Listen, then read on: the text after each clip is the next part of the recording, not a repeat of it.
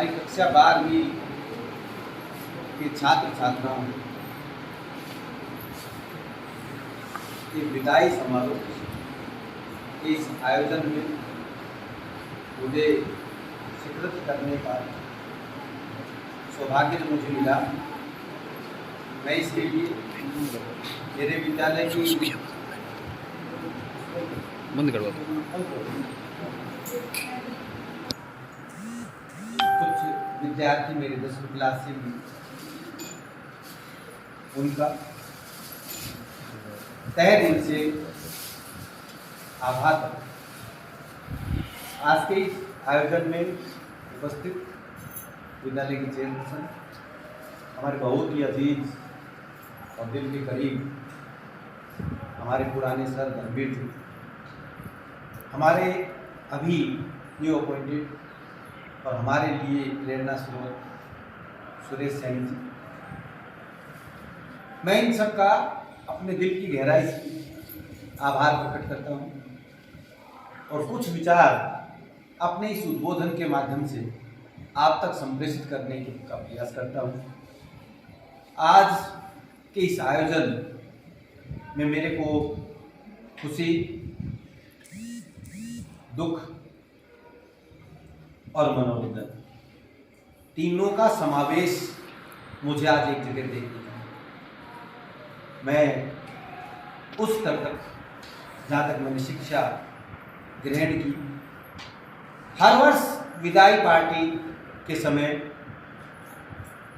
मेरे वो दिन ताज़ा हो जाते हैं और ताज़ा हो जाते हैं तो क्या करता हूँ, उस समय मेरे को एक भावुक स्थिति मेरे सामने, मैंने मेरे बचपन के दिनों से कॉलेज लाइफ तक मैंने मेरे जीवन में जब हमारे यहाँ भी विदाई पार्टी का जब आयोजन होता था मेरी मास्टर डिग्री के दौरान, तो जब हम प्रथम वर्ष में प्रवेश लेते थे तो हमें सीनियर्स ने हमें वेलकम पार्टी, जब मेरे सीनियर्स वहाँ से जाने लगे तब हमने उनको विदाई पार्टी दी। और आज की विदाई पार्टी में उस पार्टी में थोड़ा सा फर्क जो मैं महसूस करता हूँ, ना तो फ़ोन का ज़माना था, एक तो दूसरे के साथ विचार अगर साझा करने पड़ते थे अपने नियर एंड डियर या अपने मित्र और सखा के साथ, तो पत्र व्यवहार के जरिए। दूसरा जो सबसे बड़ी बात आती थी वो थी पैसे की कमी। मैं जिन दिनों की बात करता हूँ पैसा देखने के लिए नहीं मिलता, पैसे की बड़ी कमी रहती थी। उसके बावजूद भी एक बहुत ठीक विद्यार्थी के नाते एक अपनी जिम्मेवारी थी। जब कभी हम किसी आयोजन हमारी क्लास के द्वारा किया जाता था, डरे डरे रहते थे, सहमे रहते थे। खुशी का जो एंजॉय करने का वक्त होता था उस समय खुशी मतलब जाहिर नहीं कर पाते थे, ना ही खुशी का अनुभूति कर पाते थे, क्योंकि हमें एक अंदर से एक डर और भय रहता था कहीं हमारी पार्टी का जो आयोजन हमने किया है, एक एक पैसा इकट्ठा करके अपने साथी मित्रों को, सहयोगियों को मना करके और एक पटल पे ला करके जिस पार्टी का हम आयोजन कर रहे हैं कहीं उसमें खलल ना पड़ जाए, कहीं किसी चीज़ की कमी ना रह जाए, कहीं हमारा बिगड़ ना जाए, तो बड़ा संघर्ष करते थे। और उस संघर्ष के समय को जो मैं आज देखता हूँ वो मुझे सूद समेत मुझे उसका प्रतिफल मुझे आज मिलता है। मेरे अंदर उस समय के लिए चाहे हमने प्लेट उठाई हो, चाहे भले हमने सब्जी मंडी से सब्जी खरीदी हो, या हमने हलवाई के साथ मिलकर घोड़ा रेडी पे लेकर अपने सामान को वहाँ तक भेजने के लिए काम किया हो, और साइकिल पे चलते थे, और उस समय सारे वो आयोजन को करने के पीछे जो समय बचता था या जो हमने समय उसमें लगाया, वो समय मुझे प्रतिफल के रूप में ब्याज समेत आज मुझे मिलता है कि मैं किसी संस्था का संचालन करता हूँ। मैं मेरे द्वारा कुछ न कुछ अपना नया बदलाव अगर मैं चाहूँ करना तो मैं कर सकता हूँ, इतना सक्षम मैं बनूंगा। मुझे लेस मात्र इस बात के लिए दुख नहीं कि मुझे गवर्नमेंट जॉब नहीं मिली। हमारे यहाँ जो मेरे युवा, मेरे बच्चे 10+2 पास करके पास आउट होंगे, हमारी बेटियां जो पास आउट होंगी, उनके लिए मेरा संदेश है कि 90%, 95% लोगों की थिंकिंग होती है कि उनको गवर्नमेंट जॉब मिले और वो सुखी का जीवन। गवर्नमेंट जॉब भले ही उनको मिल जाएगी, उन्नति, प्रगति, विकास और सामाजिक कार्यों के लिए उनके पास समय नहीं रहेगा। केवल एक जिस तरह से पशु अपना पेट पालता है उस तरह से आप अपनी आजीविका कमा सकते हैं, अपने बच्चों का भरण पोषण कर सकते हैं, समाज के हित के लिए आप कुछ भी नहीं करते।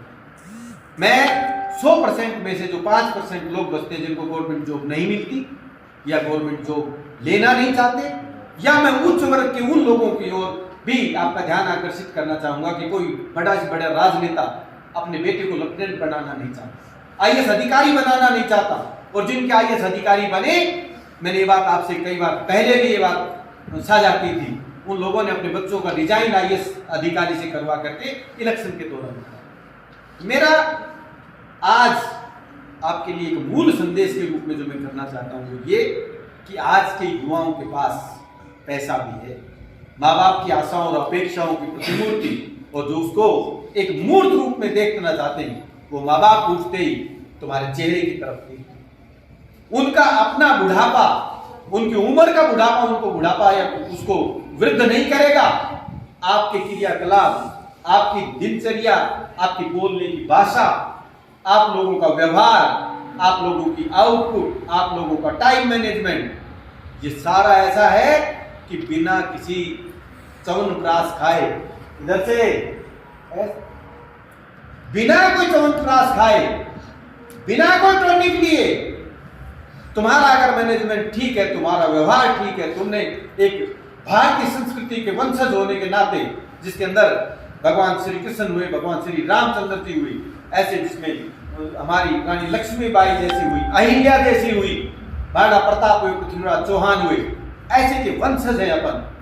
और अपन क्या कभी आपने सोचा है कि संसार के मानचित्र को अगर आप देखते हैं, उसके अंदर हिंदू राष्ट्र की जब बात आती है तो पूरे विश्व में हमें निराशा नजर आती है। हमारा खुद का देश भी हिंदू राष्ट्र नहीं है, हम धर्मनिरपेक्ष राष्ट्र देश के वासी, और अगर हम एशियन और उधर वेस्टर्न कंट्रीज की जब बात करते हैं तो अकेले पड़ जाते हैं। लेकिन उन अकेले होने के बावजूद भी हमारे पास सबसे बड़ा जो संबल, हमारी सबसे बड़ी जो ताकत या हमारी चारित्रिक शक्ति हमारी ये है कि हमारे पूर्वजों ने हमें ऐसे संस्कार दिए थे कि उससे ऐसा क्या कभी भी हम दुनिया से मतलब डिफीट नहीं हो सकते। अरे एक अकेला लंगोटी वाला बाबा रामदेव जो है हिंदी बोलता है, ठेठ हरियाणवी भी बोल लेता है, और सारे वर्ल्ड में अंग्रेज लोग भी सुबह फूफा फूफा आलोम विलोम कपालभाति। हमारे स्वामी विवेकानंद हुए जो कि हिंदू महासभा में एक बार उनको भाषण देने का मौका मिला था, लोगों ने हंसी उड़ाई थी, ये लंगोटी वाला क्या भाषण देगा, और जब वो बोले उस पूरे हॉल में पिन ड्रॉप साइलेंट।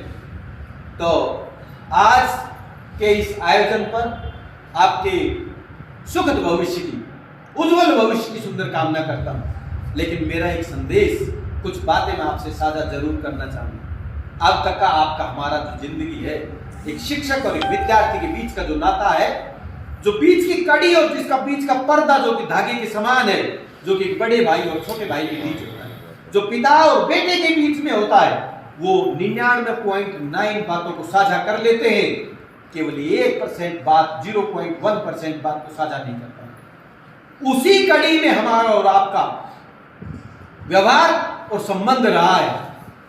कई बार बच्चों को ऐसा लगता हो, और मैं आपसे भी कहता हूं, अगर किसी ने आपका कभी दिल दुखाया, आपके साथ किसी ने चीटिंग कर दी, आपके साथ किसी ने दुर्व्यवहार कर दिया, आप बस बदला लेने की भावना रखा और उस आग में जलते रहो, अगले वाले ने तो क्षण भर के लिए आपके साथ ऐसा व्यवहार किया था। और क्या आपको इस बात को मैं एक वैज्ञानिक के रूप में आपको बता रहा था कि क्या आपका हक बनता है कि उसके द्वारा संकलन होता है। लेकिन मेरा कहने का, हम तो तुम्हारे साथ एक कुम्हार अपने मटके के साथ, कच्ची मिट्टी के साथ जो व्यवहार रखता है, हमारा वो व्यवहार। हम तो यहां केवल अभिनय करने के लिए आते हैं, और अभिनय कि जब गेट के अंदर एंट्री, आप लोगों ने मेरे व्यवहार से कई बार आपको खिन्नता आई होगी, दर्द हुआ होगा, पीड़ा हुई, सर ने हमें टोक दिया, हमारी बेइज्जती होगी, हमारा फिला होगा, लेकिन वो हमारा आपके प्रति कभी भी अंतर मन में हमारे प्रति कभी भी आज तक मैल नहीं हुआ, और मैल ना ही था, ना है, ना रहेगा, क्योंकि वो मेरा एक कर्तव्य है।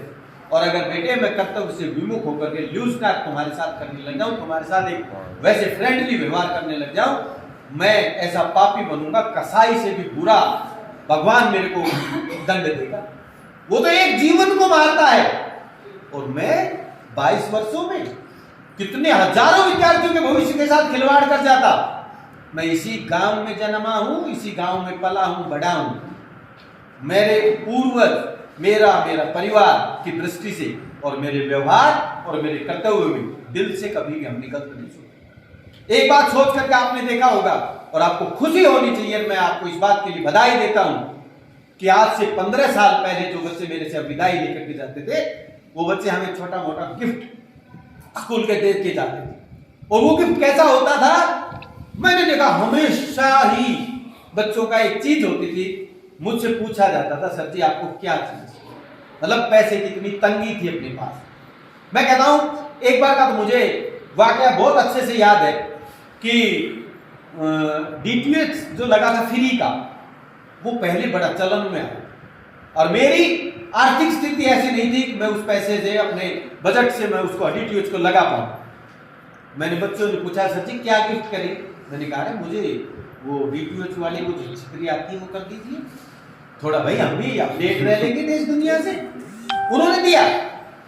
उसके बाद कभी बच्चों ने हमें सोफा के रूप में दिया, कभी बच्चों ने हमें आरओ और वाटर फिल्टर का जो हमने लगाया उसमें सहयोग आना, वो प्रोजेक्ट तो कई लाखों का था, लेकिन आप लोगों की तरफ से हमें सहयोग मिला।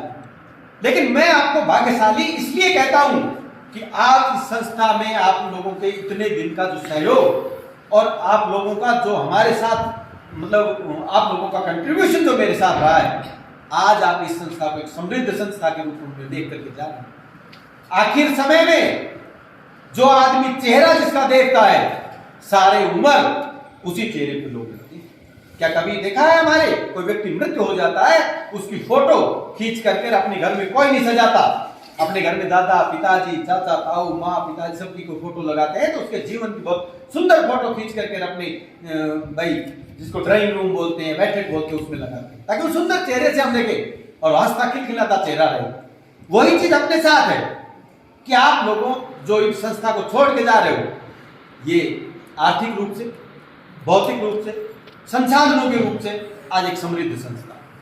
और मैं आपसे एक वादा करता हूं कि मैं केवल मेरी स्कूल की ओपनिंग जो मैंने की थी, वो केवल मैंने मेरी आजीविका और मेरा पेट भरने के लिए की। लेकिन आज 20 वर्षों के 22 वर्षों के अंतराल के बाद मैं इस स्थिति पे हूं कि मैं कोई बच्चा मेरा हो, अगर वो गरीब है, परिस्थितियां ठीक नहीं है, आर्थिक स्थिति कमजोर है, मैं उस बच्चे की ये तो मदद नहीं कर सकता कि भाई मैं सभी को फ्री ऑफ कॉस्ट पढ़ा पाऊं। मैं इतना तो कर सकता हूं, 6 महीने बिना फीस के रह सकता हूं, 12 महीने बिना फीस के रह सकता हूं। साथ ही दूसरा इसका पहलू देखता हूं, मेरे नव युवक साथी जो अच्छे अच्छे कॉलेजेस, अच्छे अच्छे यूनिवर्सिटीज में शिक्षा ग्रहण करने आते हैं, और वो पहले राजनेताओं की दरी बिछाते फिरते थे। आज सरकार ने अपने नियम बदले और हमारे युवा इतने बेरोजगार हो गए कि 4th क्लास की पेपर की कैटेगरी में भी बैठ जाते हैं और उनको नौकरी नहीं मिलती।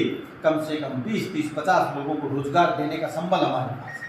मैं तो उस बात से भी हूं, तो हम आजीविका भी कमा रहे हैं, आप लोगों के भविष्य को भी संभाल रहे हैं, और आपको भी मैं एक मतलब आप मेरी तरफ से वचन दे करके भेजता हूं, आप खुद ही समाज में विचरण करिए, अपना समय का मैनेजमेंट जरूर ध्यान। पूरे दिन मस्ती करो, खेलो, फोन देखो, क्रिकेट, कुछ भी खेलें आप, लेकिन आप जीवन में दिन में एक बार इस बात का जरूर सोच विचार जरूर करें कि मुझे आगे जाकर के मैं किस तरह से मेरे पेरेंट्स का, मेरे माँ बाप का सपना साकार कैसे कर सकता हूं। जब तुम्हारे बात से ये प्रश्न तुम्हारा तुम ही से होगा, तो अंदर से तुम्हारी आत्मा से तुम्हारी कॉन्शियस इस बात के लिए कहेगी, बात तो ठीक। जवान पिता बीमार बच्चे के लिए लेकर के वो आर्टिमिस और बड़े से बड़ी मेदांता हॉस्पिटल तक तुम्हारा इलाज करने के लिए सक्षम है, भले वो अपनी बेचारे वो जमीन को बेचना, उसके बाद वो दुनिया के पास अंगूठा लगा करके 2 रुपए सैकड़े में या महाजन से पैसे लेकर के तुम्हारा इलाज कराएगा। लेकिन बेटे जो तुम्हारे पास सब कुछ होते हुए तुम युवा हो, तुम्हारे पास बुद्धि, भगवान ने सबसे अनुपम उपहार के रूप में आपको मनुष्य के रूप में धरती को उतारा है, क्या तुम्हारा हक नहीं बनता कि दिन में एक बार हम इस बात को याद रखें कि मैं भविष्य में जाकर के मेरे पेरेंट्स का, मेरे माता पिता का, मेरे दादाजी का नाम ऊंचा करूं न करूं, लेकिन कम से कम उनको सपनों को साकार कैसे करूं। और जब ये प्रश्न तुम्हारे पास आएगा, तुम जरूर इस बात को सोचोगे कि मैं कम से कम 1 घंटा, 2 घंटा, 3 घंटा मुझे पढ़ना चाहिए। और पढ़ने के साथ दूसरा जो सबसे मूल मंत्र जो आकर के आज के जमाने में जो लोगों के पास लगता है पहली बात तो मैंने आपसे जो बताई कि अगर आपके साथ कोई दुर्व्यवहार करता है, बुरा बर्ताव करता है, आपको लज्जित करता है, आपको किसी बात के लिए आपको ऐसी बात बोलता है जो आपकी आत्मा अंदर तक हिल जाए, आप उस आदमी को क्षमा करना सीखें। उसको उसके बोझ को पाल करके ना बैठें। दूसरे अपने जीवन का जो रिमोट है वो दूसरे को देना मतलब एक मुनासिब बात नहीं। आप अपने पास उस चीज को रखिए और अपने जीवन को सुंदर तरीके से। उसके बाद एक बात आती है कि कृतज्ञता। ये जीवन का शब्द बहुत छोटा है और इसका अर्थ तो इतना है कि मैं कहता हूं बड़े से बड़ा महाग्रंथ लिखा जाए तो भी कृतज्ञ शब्द को पूरा परिभाषित नहीं कर सकता। कि अगर किसी ने हमारा उपकार किया है, मैं ये नहीं कहता कि आर्थिक रूप से उपकार किया हो, मैं ये नहीं कहता कि आपको लोग खेलने के लिए तुम्हें समय दिया हो, मैं ये नहीं कहता कि आपको नकल करवाई हो, मैं कहता हूं उपकार किसी भी माध्यम से हो सकता है। अगर आप हताश और निराश कभी हूं, उस हताश और निराश के समय अगर मान लिया आपको किसी ने आपकी पीठ पे हाथ रख के क्या, कमजोर मत हो साथी, मैं तेरे साथ हूं, तेरे को किसी चीज की जरूरत हो मैं आपको साथ दूंगा। अरे खाने वाले तो दुनिया मिल जाती है, खिलाने वाले दुनिया मिल जाते हैं। जब पीठ पे हाथ रख के एक आदमी कहता है कि तुझे विचलित होने की जरूरत नहीं है, मैं तेरे साथ खड़ा हूं हर मुसीबत में, ऐसा कहने वाले आदमी को भी मैं अपने पर किए गए उपकार की श्रेणी में लेता हूं। और मैं मानता हूं कृतज्ञ शब्द क्या होता है कि उसके द्वारा की गई मदद, उसके द्वारा दी गई हिम्मत, उसके द्वारा दिया गया आश्वासन, उसको जिंदगी में मत भूलो। और तो अगर जिंदगी में किए उपकार को अगर भूल गए तो आप ये मानो आप मनुष्य नहीं है इस धरती पर, पशु की श्रेणी में आती है। और अंतिम मेरा संदेश आपसे ये है कि कम से कम अपनों का ताउम्र सम्मान। और वो एक अपना शब्द है, वो भी अपने आप में बहुत बड़ा विस्तृत शब्द है। उसमें देश भी अपना आ जाता है, जन्मभूमि अपनी आ जाती है, अपने साथी मित्र सहयोगी आ जाते हैं, गुरुजन आ जाते हैं, माँ बाप आ जाते हैं और इवन मनुष्य मात्र आ जाता है। उसके प्रति आपका जो रवैया हो वो सहयोगपूर्ण हो कि कम से कम कहीं भी आपको मिले आपका आचरण, आपका व्यवहार ठीक। आजकल के बच्चों में, युवाओं में बड़ा अहंकार। मैं कहता हूं कई बार आप अपनी तरफ से एक बात रख लें, अगला हमें बोले ना बोले, समाज में जातिगत आधार पर जो छोटा हो बड़ा हो, आर्थिक तरीके से वो मजबूत हो या कमजोर हो, मैं कहता हूं आप लोगों को उसको हिंद बहानों से देखने का कोई हक नहीं। पता नहीं बदलते रहते हैं राज्य भारत। अब हमारे रमेश जो सुरेश जी ने हमें आपको एक कविता सुनाई थी, मैं इतना अभिभूत हुआ उस बात से कि यही कविता, मैं हिंदी का विद्यार्थी रहा हूँ, मैंने तो अपने पास होने के लिए इन कविताओं का या इन उपन्यासों का, इन कहानियों का, इन निबंधों का या कहीं आत्मकथा का मैंने अध्ययन किया होगा। बाकी सर जी ने आज जो कहा, मेरे अंदर इतनी संबल और मजबूती आई कि कम से कम मेरे पास जो एक अच्छे टीचरों की जो फूल माला है उसमें एक मोती और गढ़ा गया। हमारा धर्मवीर जी से बहुत अच्छा रहा, स्कूल के प्रति सर जी का समर्पण का भाव, और सर जी का मैं बड़ा रिगार्ड करता हूँ। और रिगार्ड इस बात के लिए करता हूँ कि बहुत से लोग हैं कि जो दुख के समय अपने साथी को का साथ छोड़ देते हैं, मुंह मोड़ लेते हैं। धर्मवीर जी पूरे क्षेत्र विशेष में और मेरे लिए आइडल हैं। इनकी धर्मपत्नी बीमारी से ग्रस्त है और वो पिछले मेरे ख्याल से 8-10 साल से धर्मवीर जी ने कभी भी उस चीज से मुंह नहीं मोड़ा जो उनको दिखाने की बात होती, दिल्ली से उनकी परवरिश करने की बात हो, कोई बात मानने को। और मैं भी मैडम से मिला, उनके चेहरे पर हंसी और खुशी मौजूद थी। कारण था कि उसके परिवार की तरफ से उनको मजबूती। आज सर ने चेयरपर्सन मैडम का जिक्र किया, वास्तव में मुझे बड़ा बहुत अच्छा लगा और मेरा मन मतलब सुन करके मैं अंदर से मेरा दिल जो भर आता है कि आदमी रुआंसा हो जाता है। वास्तव में मैडम इस दुनिया में एक लाजवाब औरत के रूप में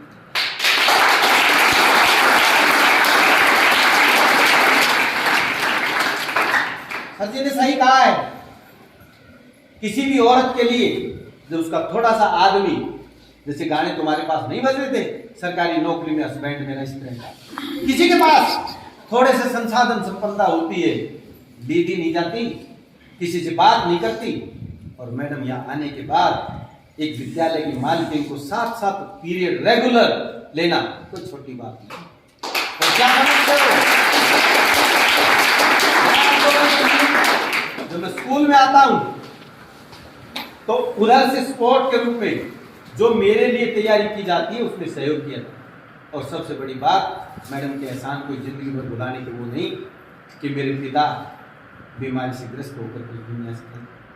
मेरी माँ बीमार रही, रातों रात दिन और रात को ना देख करके मैडम ने मेरे पेरेंट्स की बहुत अच्छी केयर की थी कि मैं उस बात को भुला नहीं सकता। मैं आजीवन इनका ऋणी रहूंगा। आप सबका बहुत बहुत धन्यवाद। A man of versatile personality, Managing Director Sir, Shri Raj Banji, all very talented and worthy my staff members, and the sparkle of everyone's heart, the future of this country, ever twinkling children sitting in front of me. Today I am very much pleased to see the celebration, because these are very rare celebrations, and one who watches them is a fortunate man. It's okay, I am an English teacher, but I am very fond of Hindi literature. Today I have selected a poem to recite here in between this genius audience. I hope that you will not mind my mistakes and you will listen it very, very carefully. I will transfer the language English to Hindi now. Thank you.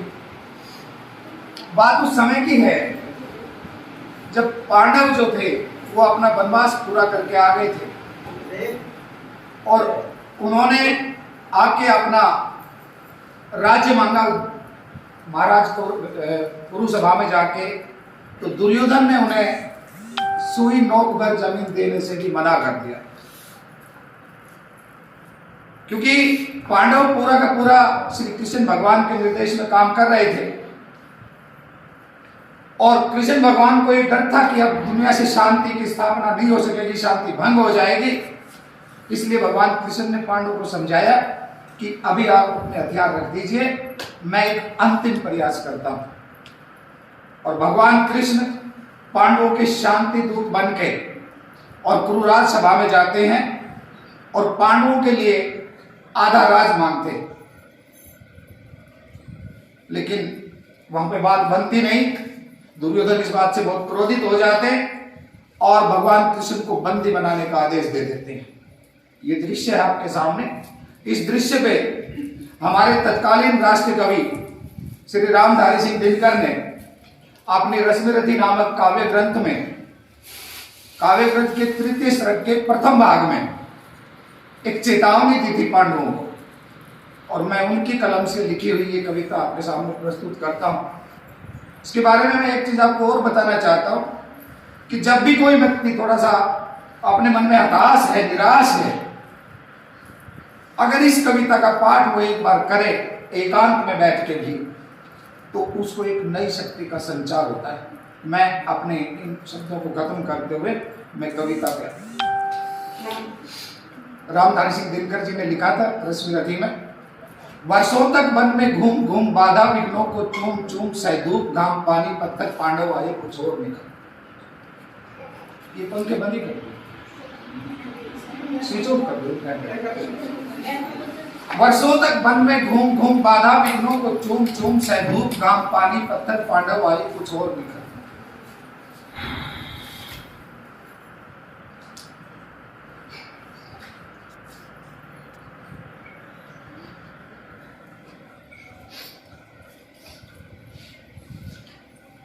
वर्षों तक one में घूम घूम बाधा विघ्नों को चूम चूम सहधूप घाम पानी पत्थर पांडव आए कुछ और निकल। सौभाग्य ने सब दिन सोता है, सौभाग्य ने सब दिन सोता है, देखें आगे क्या होता है। मैत्री की राह बताने को, सबको सुमार्ग पर लाने को, दुर्योधन को समझाने को, भीषण विध्वंस बचाने को भगवान हस्तिनापुर आए, पांडव का संदेश आना है। दो न्याय अगर तो आधा दो, यदि उसमें भी कुछ बाधा हो तो दे दो, केवल 5 ग्राम रखो अपनी धरती तमाम, हम वही खुशी से खाएंगे, परिजन पर हंसी न उठाएंगे। पर दुर्योधन वो भी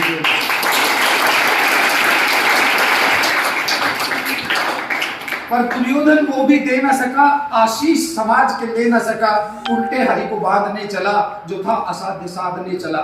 जब नाश मनुष्य पे आता है, जरा ध्यान से सुनिएगा, जब नाश मनुष्य पे छाता है पहले विवेक मर जाता है।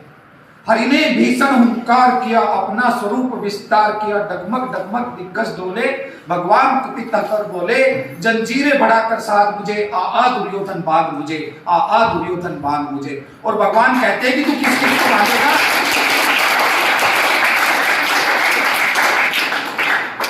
और भगवान कहते हैं तू किस किस को बांधेगा? मूर्ख, देख मैं तेरे को दिखाता हूं मैं क्या हूं और तू क्या है। भगवान कहते हैं ये देख गगन मुझ में लय है, ये देख पवन मुझ में लय है, मुझ में विलीन संसार सकल, मुझ में विलीन झंकार सकल, अमृत झूलता है मुझ में, संघार झूलता है मुझ में, उद्यांचल मेरा दीप्तिभाल, भूमंडल वक्षस्थल विशाल, मुझ परिधि बंद के घेरे हैं, मैनाक मेरु पग मेरे हैं। दिव्य है तो दृश्य अकांड देख, मुझ में सारा ब्रह्मांड देख, चर अचर जीव जलचर अक्षर नश्वर मनुष्य सुरजाति अमर, सतकोटि सूर्य सतकोटि चंद्र सतकोटि सरित सत्सिंधु मंद, सतकोटि विष्णु ब्रह्मा महेश, सतकोटि विष्णु जलपति गणेश, सतकोटि रुद्र सतकोटि काल, सतकोटि दंड धर लोकपाल, जंजीर बढ़ाकर साधिने, आ दुर्योधन बांधिने, आ दुर्योधन बांधिने। भूलोक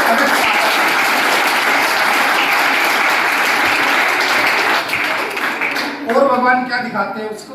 भूलोक अगत पाताल देख, गत और अनागत काल देख, ये देख जगत का आदि सृजन, ये देख महाभारत का रण, मृतकों से अटी पड़ी भूए पहचान, पहचान कहाँ इसमें तू है।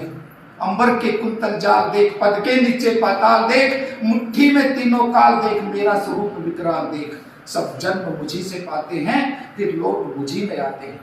जिब्या से करती ज्वाल सघन, सांसों से पाता जन पवन, पड़ जाती मेरी दृष्टि जिधर, हंसने लगती है सृष्टि इधर। मैं तभी मूंदता हूँ लोचन, जाता चारों ओर मरण, बांधने मुझे तू आया है, जंजीरें बड़ी क्या लाया है। अरे यदि मुझे बांधना चाहे मन, पहले तो बांध अनंत गगन, सुनने को साध न सकता है वो, मुझे बांध कब सकता है। पर हित वचन नहीं तूने माना, पर हित वचन नहीं तूने माना, मैत्री का मोल न पहचाना, तो ले अब मैं भी जाता हूं, अंतिम संकल्प सुनाता हूं। याचना नहीं अब रण होगा, जीवन जय या कि मरण होगा। टकराएंगे नक्षत्र निकर, बरसेगी भू पर वैली प्रकर, फट शेष नाग का डोलेगा, विकराल काल मुंह खोलेगा। और दुर्योधन रण ऐसा होगा फिर कभी नहीं जैसा होगा।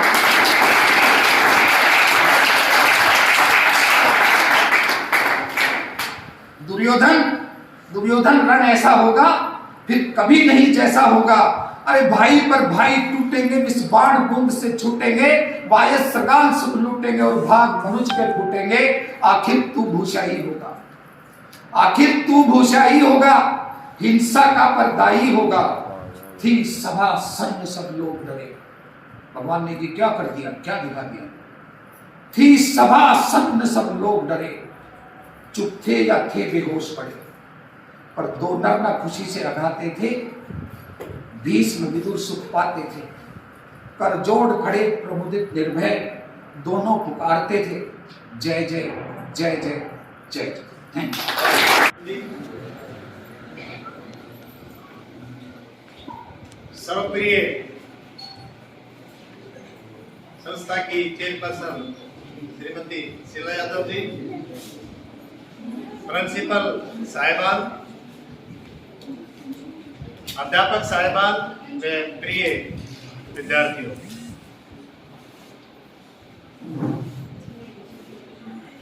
देखिए इस संसार में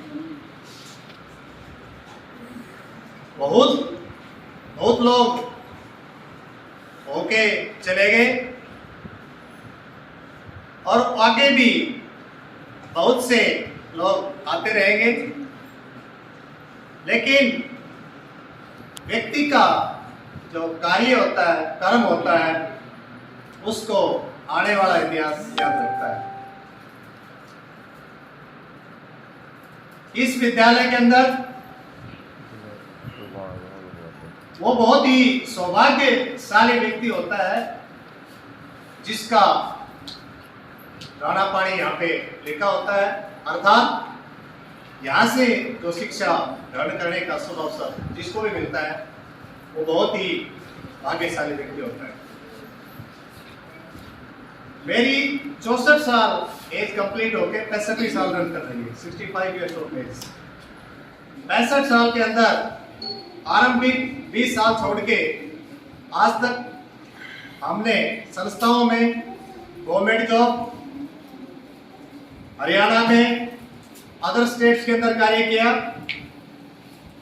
लेकिन कुछ ऐसे स्थान हैं, कुछ ऐसे व्यक्ति हैं जिनकी याद दिल के अंदर समा जाती है, रह जाती है और वो हमेशा याद किए जाते हैं। उनमें से एक हमारा अपना ये विद्यालय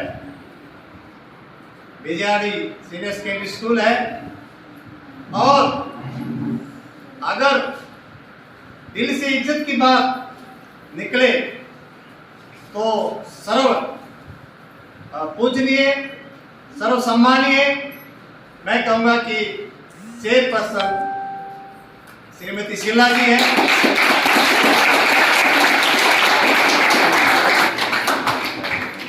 अगर किसी को पसंद ना आए या बुरा लगे तो मैं क्षमा चाहूंगा, लेकिन अपने अपने दिल की बात होती है। क्योंकि मैंने इस विद्यालय के अंदर 2 साल लगभग काम किया, और 2 साल के अंदर मैंने ये पाया कि ये जो नारी है इसका जो कर्तव्य निष्ठा और जो चरित्र है, चरित्र मीन्स जिसके अंदर हमारे कार्य शामिल होते हैं, वो अव्वल दर्जे का मैंने नोटिस किया। और मैं दिल फाड़ के नहीं दिखा सकता। ये भी नहीं है कि मैं कोई पंपिंग कर रहा हूं, ऐसा नहीं है। ये मेरे दिल की बात है और आप सब समझते हैं और पूरा इलाका समझता है कि ऐसी भले ही कोई लेडी किसी माँ ने जन्म दिया हो। मैं ये यहाँ पे बताना चाहता हूँ हर एक विद्यार्थी को, हर एक जो भी हमारे साथी साहिबान, अध्यापक साहिबान है जिनको बहुत आगे जाना है, कुछ बहुत कम उम्र के होंगे, यहाँ से बहुत अच्छी बात एक सीख के जाए, वो ये सीख के जाए कि अपनी ड्यूटी के प्रति समर्पित। एक विद्यार्थी की ड्यूटी है ठीक से पढ़ाई करना। हमारे अंदर बड़ी कमियां थी, इवन की काफी एज कवर कर ली थी, बाद में बड़ी कमियां थी, लेकिन बहुत कुछ यहाँ सीखने को मिला। जो कमियां थी जिनको हम लापरवाही में नजरअंदाज करते आए हैं,